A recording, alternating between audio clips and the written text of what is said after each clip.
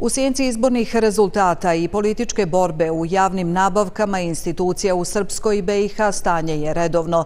Dok čekaju nove stanare, kupuju sve i svašta od igle do lokomotive. Služba predsjednika Republike Srpske 4. novembra raspisala je obavještenje o nabavci pogonskog motornog goriva za službene automobile.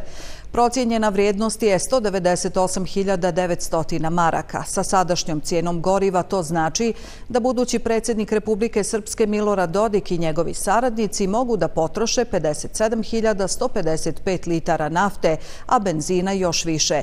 Istovremeno služba predsjednika je dodijelila ugovor za servisiranje službenih motornih vozila za iduću godinu. Ukupne cijene je 64.027 konvertibilnih maraka za održavanje vozila van garantovanog roka i još 46.282 marke za vozila u garanciji.